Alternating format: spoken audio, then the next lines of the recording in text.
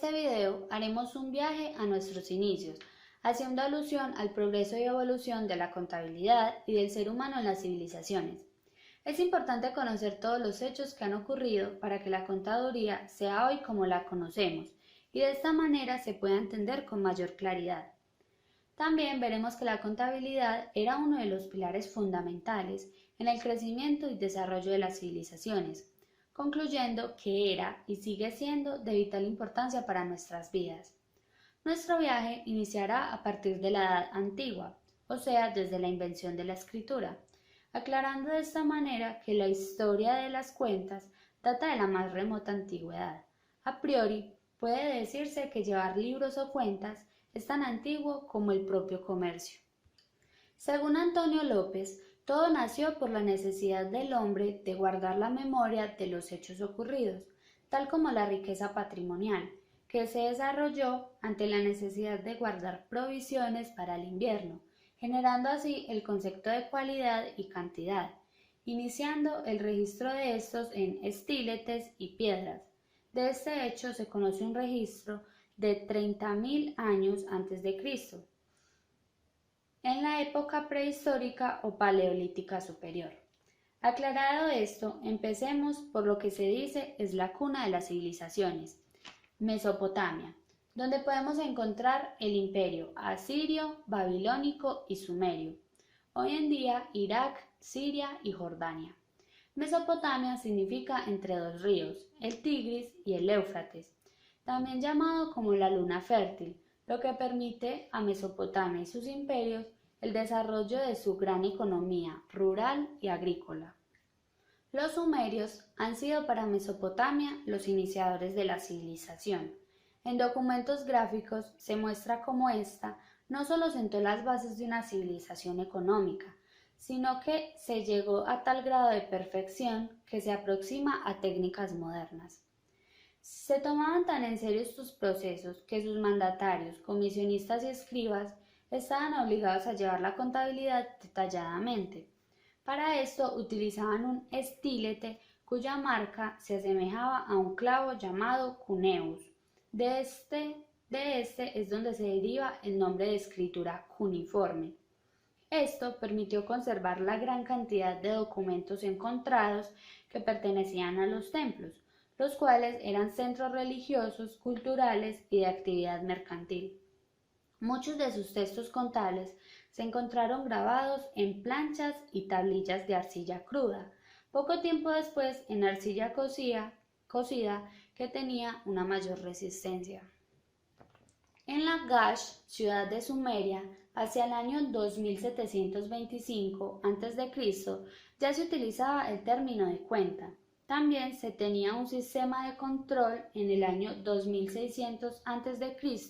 que se llevaba a cabo por distintos escribas para detectar cualquier irregularidad. En caso de que así fuera, se condenaba a quien lo hizo. Los sumerios, igual que otras civilizaciones, daban regalos o presentes a sus dioses, los cuales eran administrados por los templos, y esto fue el inicio del impuesto voluntario. Este y todo tipo de pagos o intercambios se hacían en especie o en moneda, generando un mayor trabajo para los escribas al tener que definir su valor. Cabe destacar que los cálculos se hacían con tanteadores o ábacos, invento chino, que irían desapareciendo más tarde con la escritura arábiga. El gran desarrollo de esta época se da por las actividades industriales como el textil y la joyería, comerciales como depósitos, financieras y de transporte, generando mayor complejidad al hacer las cuentas, lo que evolucionó hasta la partida superpuesta que más tarde, en la Edad Media, daría origen a la contabilidad moderna. Damos paso a otro imperio de mucha importancia, el babilónico, ubicado en la región central-sur de Mesopotamia, que más adelante se extiende hasta Akkad y Sumeria. Este imperio, igual que Sumeria, vive de la agricultura, en especial el lirio. Ellos tenían un templo llamado Sigurat, más conocido como la Torre de Babel, donde se llevaba control de impuestos, cosechas y del comercio. además de ser el lugar donde se guardaban todos los documentos. Dichos documentos muestran junto a cifras pequeños signos, tales como puntos, rayas y círculos, donde podemos evidenciar que llevaban un punteo muy riguroso.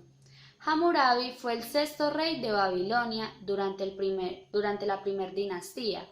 Este extendió el control de Babilonia sobre Mesopotamia, pero tras su muerte todo esto cambió. Además, es conocido por el Código de Hammurabi, la más antigua colección de leyes encontrada hasta el momento. Este era un código civil, comercial, marítimo y penal, promotor más adelante del derecho romano y egipcio. También contenía las antiguas tradiciones suméricas, por lo que la lengua cuneiforme y babilónica se hicieron de uso oficial en todo Asia.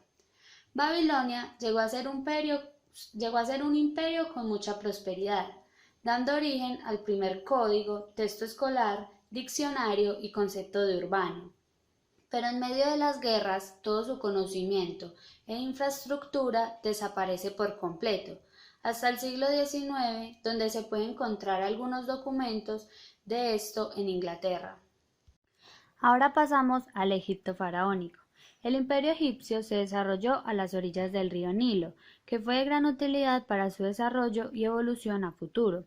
A este río lo llamarán más tarde el Don del Nilo, porque aprenden a utilizarlo para la agricultura. La religión egipcia se basaba en las creencias de la vida después de la muerte, lo que explica la costumbre de momificar los cadáveres para preservarlos, sacándole todas sus vísceras. Los egipcios eran politeístas, y cada dios tenía sus propios templos y sacerdotes. La particularidad de este imperio es que se mantuvieron en silencio o en las sombras del resto del mundo. Además, no establecieron comunicación con otros imperios o civilizaciones. Esto se da por lo difícil que resulta su idioma. Su primera forma de escritura se basaba en la escritura hierática, que es la abreviatura de los jeroglíficos, la cual es muy difícil incluso para los expertos, y a esto se le suma el lenguaje técnico para la contabilidad. La contabilidad de esta época no tiene gran avance respecto a los sumerios, a excepción de la utilización del papiro, el cual se sacaba de una planta muy común en el río Nilo. Las desventajas de este es que su conservación es muy difícil, dando como resultado la gran cantidad de documentos incompletos que se tienen. Se encuentran más que todo memoriales, ya que el papiro se prestaba para registros de largos periodos. Todos los documentos egipcios son hechos por escribas, los cuales gozaban de una gran reputación, ya que esta actividad se consideraba sagrada, de tal manera que tienen su propio dios, llamado Tot. Su fama se debía a lo importante que se considera su profesión para el desarrollo. Un escriba debe conocer la escritura hierática, las fórmulas administrativas, aritmética y teneduría de los libros a través del papiro de Rin, que para los egipcios tenía los secretos de un buen contador. La mayoría de sus cálculos solo eran a través de la suma, pero en este momento ya utilizaban el sistema decimal. Antes de pasar a la siguiente época de Egipto, es importante saber que su registro más antiguo se encontró hace 5000 años antes de Cristo y proviene de Abidos. Después de esto, Egipto sufrió dos invasiones, una de Grecia en el 331 a.C. por Alejandro Magno, la cual se llamó época helenística, y en el 31 a.C. por Roma, que se llamaría época romana. A partir de la llegada de Alejandro el Grande o Alejandro Magno, la lengua y costumbres griegas se empezaron a difundir por todo Egipto, implementando la contabilidad metropolitana de Grecia, al igual que su sistema bancario. Para explicar la contabilidad de esta época nos basaremos en los archivos de Zenón del siglo III a.C., los cuales presentaban cartas, cuentas, notas, presupuestos, recibos, etc., de un administrador, secretario o importador. En esta época su economía central era agrícola, concentrada en la crianza de cabras y cerdos. Los pagos siguieron siendo en especie y moneda, solo que se empezó a implementar el chat y el dracma. También se siguieron llevando los libros diarios. Hubo un aumento considerado de impuestos, lo que implica más ingresos para sus conquistadores, o sea, Grecia y Roma. Además, los templos llevaban registros muy detallados para poder rendir cuenta a estos. Se encuentran en algunos documentos una nueva moneda, el ártabe. Más tarde, en el siglo III, se tienen registros de los archivos de Jerónimos, del primer caso de contabilidad falseado.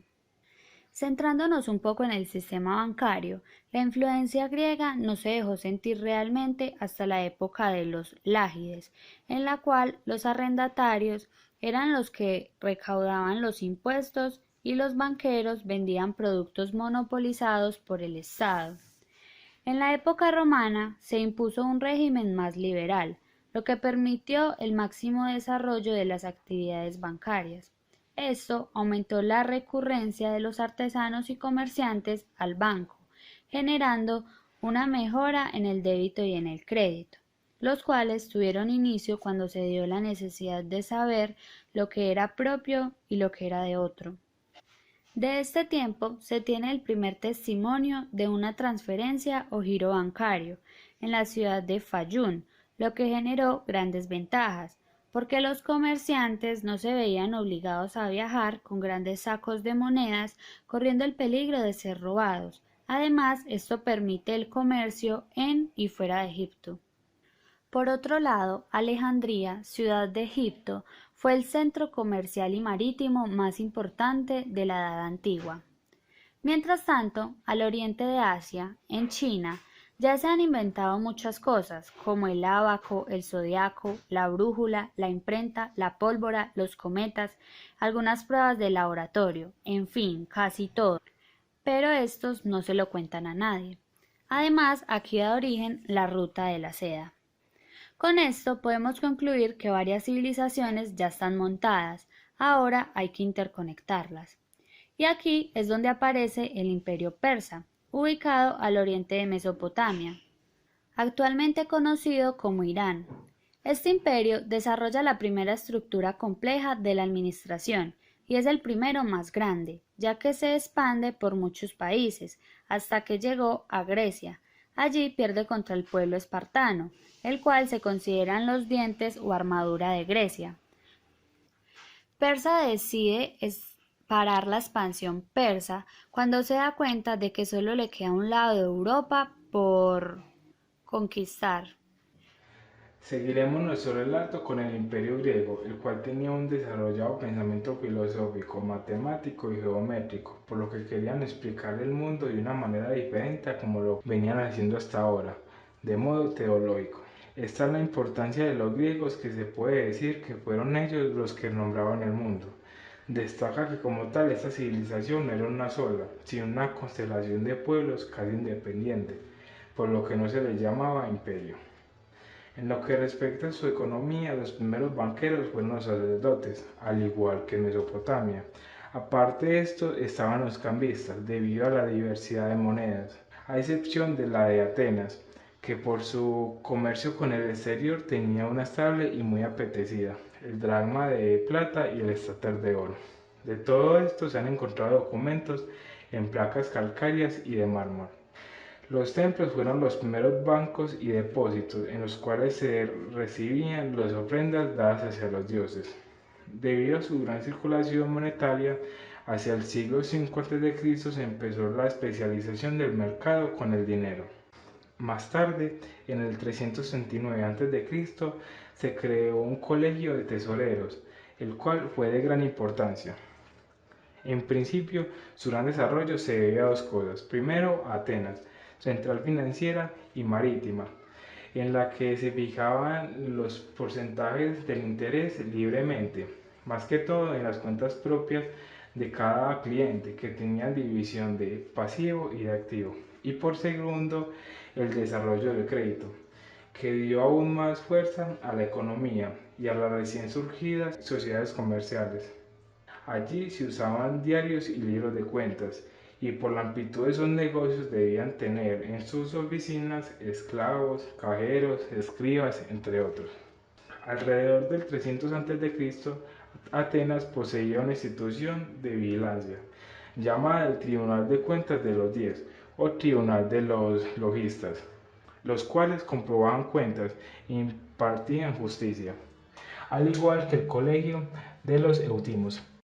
Precedido a la creación de estas escuelas, Atenas y Esparta libraron unas guerras llamadas Guerras del Peloponeso, del 431 al 404 a.C., que empezaron a hundir a Grecia de tal forma que Alejandro Magno, hijo de Filipo de Macedonia y discípulo de Aristóteles, fue encargado de universalizar el pensamiento griego. Posterior a su muerte, los sucesores se repartieron este gran imperio, de donde viene la época helenística de Egipto con Ptolomeo. Ahora démosle paso a Roma, la cual tiene una gran historia fundacional de Rómulo y Remo, dos hermanos alimentados por una loba. Se dice que Rómulo mata a Remo y queda como el primer rey de Roma. Al ver que en Roma no había mujeres, rapta a las Sabinas, de una tribu cercana. Roma, a diferencia de Grecia, sí es un imperio, que en su proceso de expansión somete a Grecia, fundando su civilización sobre las herencias de este y sobre todo sus conocimientos. Los romanos forman un gran imperio, construyendo el primer acueducto, numerosos caminos y creando el derecho romano. Se dice también que impulsó el cheque y la moda. Además aquí se aplica el debe y el haber, que se olvida y vuelve a aparecer en la Edad Media como débito y crédito, y posteriormente como activo y pasivo. Su actividad económica principal es la agricultura. De estas empresas se encuentran registros muy detallados en tablillas encedradas y en papiros, de aproximadamente 300 años antes de Cristo. Todas las personas particulares, comerciantes y banqueros debían llevar la contabilidad. Sus libros de ingresos y gastos representaban una especie de avance respecto a las griegas. Fue acá donde nació Jesús, el cual, como ya sabemos, cambió el rumbo de la historia y es la base de la Iglesia Católica. Posterior a esto, al imperio ser tan grande fue difícil de manejarlo, por lo que se divide en dos: Roma de Occidente o Roma de los Papas y Roma de Oriente o la ortodoxa. Roma de Occidente desaparece por las invasiones bárbaras en el año 476 después de Cristo, marcando el inicio de la Edad Media. En cuanto a la Roma de Oriente, se solidifica durante esta época, ya que Constantino crea Constantinopla, la cual sería su capital, y de allí surgiría el ejército bizantino. Esta tuvo su caída en 1452. Acabado con el Imperio Romano, cabe aclarar que la historia de estas civilizaciones está dicha cronológicamente, a excepción de la egipcia, por lo que unas toman las costumbres y conocimientos de las anteriores y los evolucionan aún más. Damos paso a la Edad Media, edad en la cual hubo una ruptura de casi 1000 años que se debió a la caída del Imperio Romano de Occidente en el siglo X, a mano de las invasiones bárbaras de las cuales surgió el feudalismo, donde los campesinos le piden protección a los nobles de la inseguridad que representan los bárbaros, a cambio de cuidar sus tierras. Cabe aclarar que los fenómenos sociales humanos se repiten a intervalos más o menos alejados de tiempo en las mismas circunstancias, concluyendo que los contadores de la Edad Media llegan al mismo punto que las civilizaciones antiguas sin conocer de estas. Como consecuencia de la caída del imperio, el Islam invade Egipto y se crean cuentas árabes. Además, hay una degresión de las instituciones comerciales. No hay poder soberano que gobierne el comercio, y de este último es difícil llevar registro debido a que no había control de las monedas que se inventaron. De aquí surgen dos tipos de monedas: la moneda de cuenta, que es imaginaria y busca dar valor a las demás monedas que circulaban, y la moneda real, que es paralela a la de cuenta para valorar a las ficticias, complicando así el trabajo de banqueros y comprobando su veracidad y su peso. En el mundo occidental cristiano es donde se inicia el lento proceso de las civilizaciones económicas, debido a la amplitud económica olvidada que dieron las cruzadas. Estas fueron la liberación de Tierra Santa desde 1096 hasta 1270 por parte de los templarios, el ejército cristiano. Del siglo XII al siglo XIV vamos a encontrar una evolución en las técnicas contables, donde Italia del Norte destacó con su comercio industrial y económico con Oriente. Las causas fundamentales de la evolución de las técnicas contables fueron: primera, la expansión del crédito en las cruzadas, en las que comerciantes y artesanos recurren más a este, expandiendo la economía. Segundo, las sociedades comerciales que aparecen en Italia en el siglo X, cuando los poseedores del capital no querían viajar y encargaban a un tercero para que fuera, recibiendo cierta parte del porcentaje del beneficio. Tercero, contrato de comisión o mandato, en el cual se confía la administración de algún negocio a un tercero. Debido a ese desarrollo se dan las siguientes evoluciones. El memorial primitivo es un registro cronológico sin clasificación y con estilo narrativo. El memorial avanzado se clasifica por conceptos con balances periódicos. La partida simple es un sistema de contabilidad más organizado y metódico con un mayor número de libros.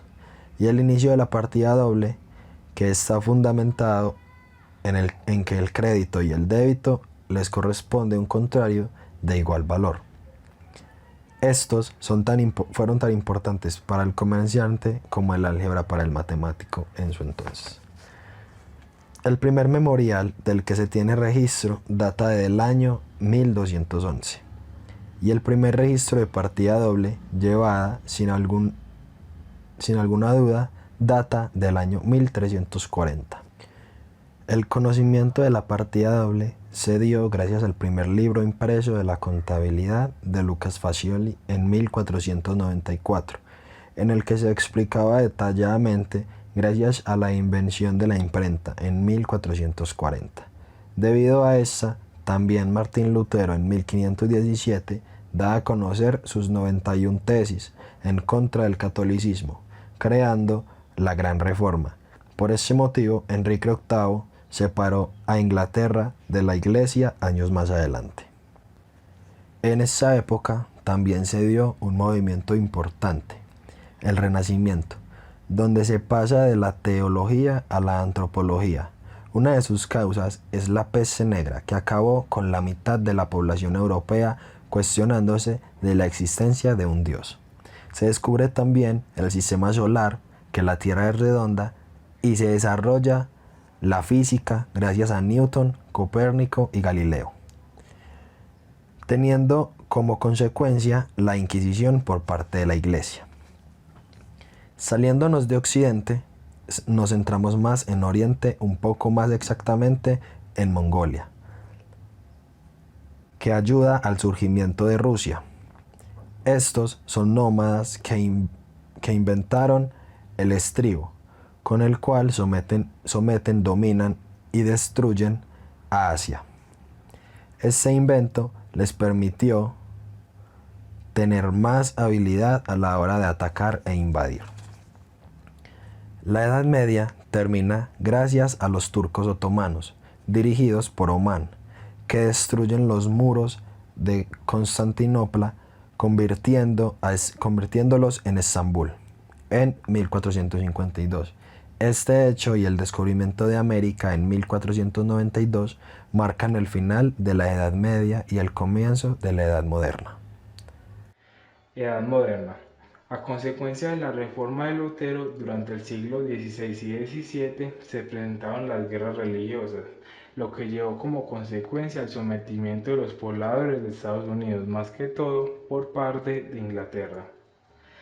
En este momento, en la mayoría de los libros contables solo se utilizaban los números romanos, hasta que en el siglo IX el matemático Mohammed Ben Musa de Bagdad escribió un tratado de álgebra donde se atribuía a cada signo un valor del 0 al 9, ordenándolo unidades bajo unidades, decenas bajo decenas y así consecutivamente. A eso se les llamó sistema arábigo. En 1202 Leonardo Fibonacci lo introdujo en Europa debido a que lo conoció en sus viajes a Oriente y este escribió el primer manual de cálculo que conocemos.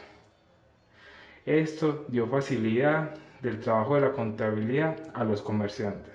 Pero este sistema no fue aceptado porque, a diferencia del romano, era muy fácil de falsificar.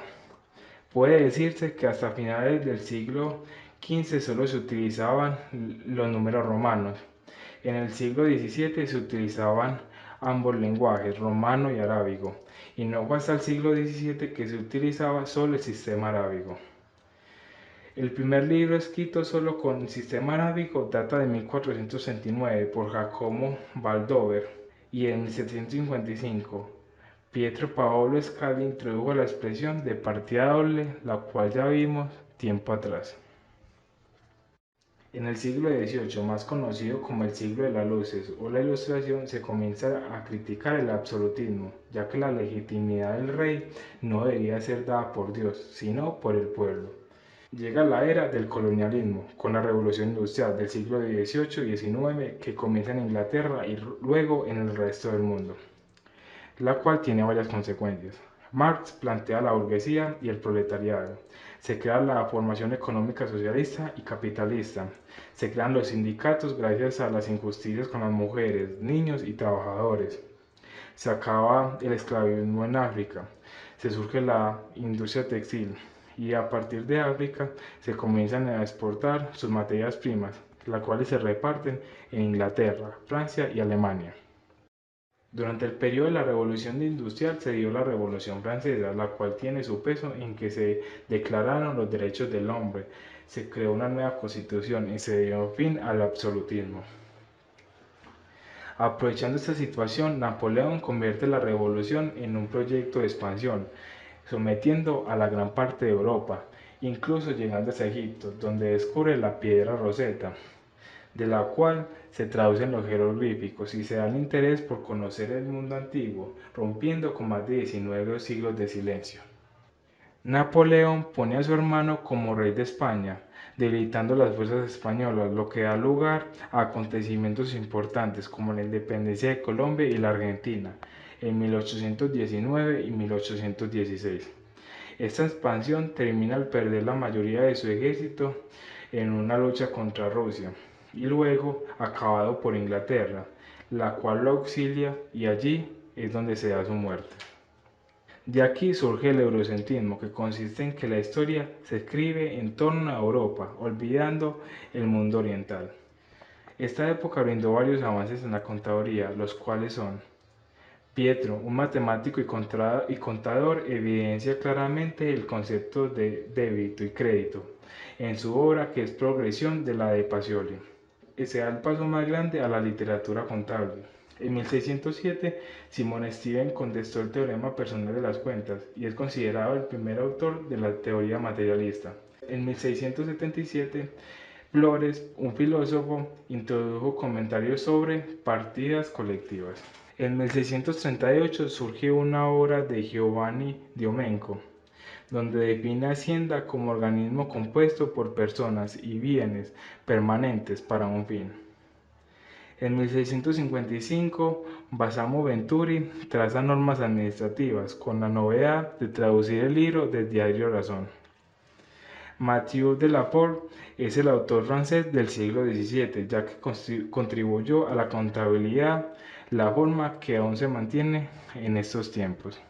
El siglo XVIII termina dentro de una atmósfera de cambios sociales y científicos, y se dará también en Francia la primera manifestación de una ciencia contable, pese a que la gran evolución doctrinaria se consolida en Italia y Alemania en el siglo XIX. La introducción oficial de la contabilidad en el campo de la ciencia ocurre en 1834. En el comienzo del siglo XIX fue el verdadero tiempo de iniciación del raciocinio científico de la contabilidad. La era de la ciencia contable encontrará su cuna en la primera mitad del siglo XIX. A partir del conocimiento de escriturar y demostrar es solo memoria y evidencia de hechos patrimoniales, pero el estudio de tales fenómenos es objeto de un estudio de mayor cualidad intelectual, buscando explicaciones sobre lo que ocurre con la riqueza haciendal de empresas e instituciones. El liderazgo cultural en la formación de las principales y más profundas corrientes científicas del conocimiento contable. De 1840 a 1940 se debe principalmente a los italianos Francesco Villa, Giuseppe Cerboni, Fabio Vesta, Vincenzo Masi y Gino Zappa. El contismo se debe al italiano Giuseppe Borsini a partir del año 1818. Esta es la escuela precursora que admitía que las cuentas son el objeto de la contabilidad. El personalismo se dio por Giuseppe Cerboni en el año 1873. Es la escuela de reacción contra el contismo, basada en la responsabilidad personal entre los gestores y la sustancia patrimonial. El controlismo tiene como líder a Fabio Vesta. Esta corriente entiende que es el objeto de los estudios contables, es el control económico de la riqueza haciendal. El haciendalismo tiene como líder a Courcelles Senneville en el año de 1854. Esta corriente es un sistema de personas y medios materiales e inmateriales que conducen a una finalidad. El patrimonialismo fue creada por Vincenzo Masi. Esta es la corriente de pensamiento contable con mayor repercusión en la actualidad y está considerada como la ciencia que estudia los fenómenos del pensamiento haciendal. Los grandes progresos han sido subjetivos, individuales, si bien algunos países han despertado para el progreso de la ciencia contable. A través de sus gobiernos, como el de España, el Instituto de Contabilidad y de Auditoría de Cuentas, el Ministerio de Economía y Hacienda, en donde la investigación, los bancos de datos y los trabajos científicos se comienzan a organizar planificadamente. Los destinos de las investigaciones contables se han modificado bastante, con alteraciones y progresos verificados en la metodología de la indagación en todo el mundo a partir de la década del 70 del siglo XX. Cuando la técnica o el saber hacer se basa en la ciencia, se tiene la tecnología. La técnica contable siempre evoluciona, desde su nacimiento desarrolló un mejoramiento. Pero nuestra tecnología surgió prácticamente en épocas presentes. En la actualidad existe un empirismo que solo se preocupa por el hacer y una tecnología contable que ya aplica los conocimientos de una teoría desarrollada. La Primera Guerra Mundial empezó el 28 de julio de 1914 y finalizó el 11 de noviembre de 1918. Se desarrolló en Europa, África, Medio Oriente, brevemente en China, las costas de América y las islas del Océano Pacífico. Hay formaciones de nuevos países en Europa y Medio Oriente, disolución en los imperios alemán, austrohúngaros, otomanos y ruso.